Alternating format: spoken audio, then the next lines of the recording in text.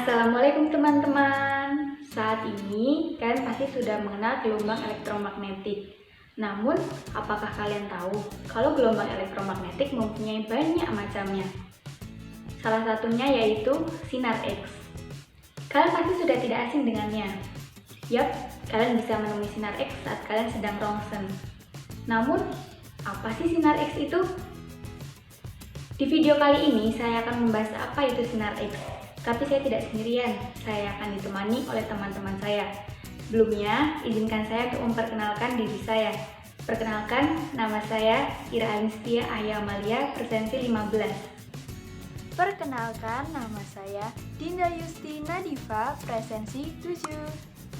Perkenalkan, nama saya Fatimah Azahra, nomor presensi 9. Nama saya Taradia Sardinasari, presensi 27.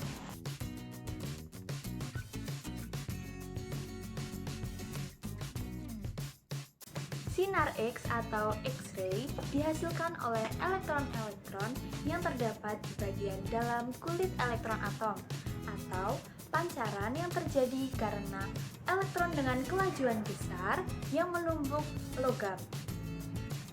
X-ray ini dapat digunakan untuk memotret kedudukan tulang-tulang, khususnya untuk menentukan tulang yang patah.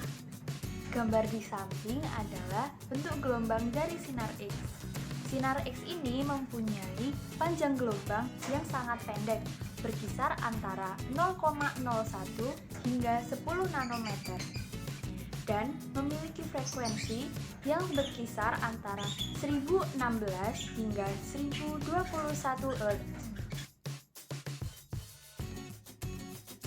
Sinar X ini juga memiliki karakter unik, yaitu dapat menembus tubuh manusia, dapat diserap oleh timah hitam, dapat dibelokkan dengan menembus benda padat atau logam, dan juga memiliki gelombang yang panjang.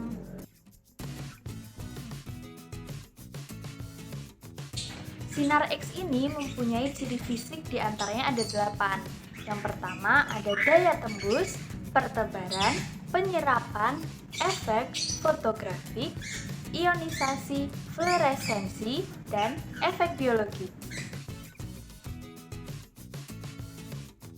Proses terjadinya sinar X. Kalian semua tahu nggak sih bagaimana sinar X itu dapat terjadi? Oke, yang pertama, di dalam tabung ronsen terdapat katoda dan anoda. Kemudian, katoda atau filamen dipanaskan lebih dari 20 derajat Celcius sampai menyala dengan menghantarkan listrik dari transformator.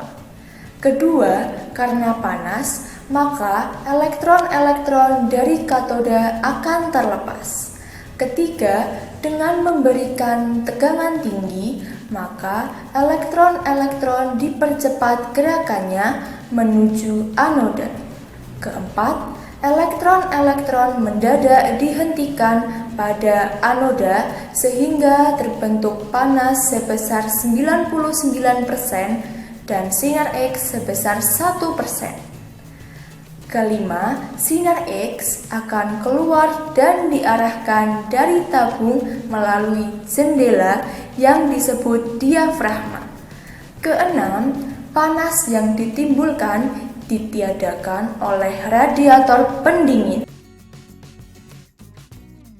Apa saja sih manfaat dari sinar X? Baiklah, yang pertama, sinar X bermanfaat untuk memastikan bagian dalam tubuh yang mengalami sakit. Kedua, untuk memantau perkembangan suatu jenis penyakit, misalnya osteoporosis, radang sendi, penyumbatan pembuluh darah, kanker tulang, tumor payudara, gangguan pencernaan, pembesaran jantung, berbagai jenis infeksi, kerusakan gigi, dan lain-lain. Ketiga, untuk dapat melihat efek dari pengobatan medis yang telah dilakukan. Manfaat sinar X di bidang keamanan, yaitu sinar X dapat digunakan untuk membantu mendeteksi ada atau tidaknya sebuah ancaman bahaya di suatu tempat, Misalnya, saat di bandara, sinar X dapat membantu melihat ada atau tidaknya barang-barang berbahaya bawaan calon penumpang pesawat. Manfaat sinar X di bidang riset alamiah dan ilmu pendidikan, yaitu sinar X dapat digunakan untuk mempelajari struktur yang terdapat pada sebuah senyawa atau benda. Selanjutnya, sinar X dalam bidang industri memiliki beberapa manfaat, yaitu yang pertama, membantu menemukan kerusakan-kerusakan seperti retak, aus dalam komponen mesin industri yang mungkin tidak terdeteksi. Yang kedua, sebagai alat mesin mikroskopis. Yang ketiga, memperbaiki keretakan pada mesin industri. Yang keempat, menghilangkan bakteri berbahaya dari produk kalengan makanan laut. Dan yang terakhir, untuk memantau kualitas produk yang dihasilkan dari suatu industri. Selanjutnya, manfaat di bidang kesehatan. Pertama, sinar X digunakan sebagai alat untuk menyelidiki penyebab dan gejala pada penyakit pasien atau mendiagnosa suatu penyakit. Kedua, dapat membantu mengkonfirmasi ada atau tidaknya suatu penyakit atau cedera pada seorang pasien. Ketiga, sebagai radioterapi untuk membunuh sel-sel tumor dan kanker.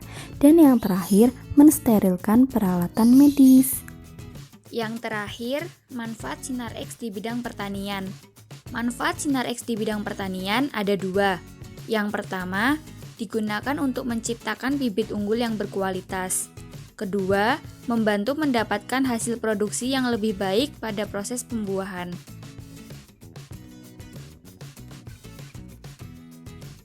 Baiklah, di sini saya akan menjelaskan bahaya pemanfaatan sinar X. Yang pertama, paparan radiasi dosis tinggi dapat menyebabkan sindrom radiasi akut, contohnya seperti pingsan, kebingungan, mual, dan lain-lain. Kedua, memiliki efek jangka pendek seperti perubahan warna kulit, diare, muntah, dan lain-lain. Ketiga, memiliki efek jangka panjang seperti katarak, susah menelan, dan juga bibir kering.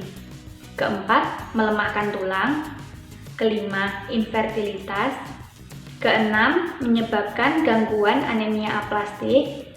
Ketujuh, berisiko berbahaya bagi wanita hamil.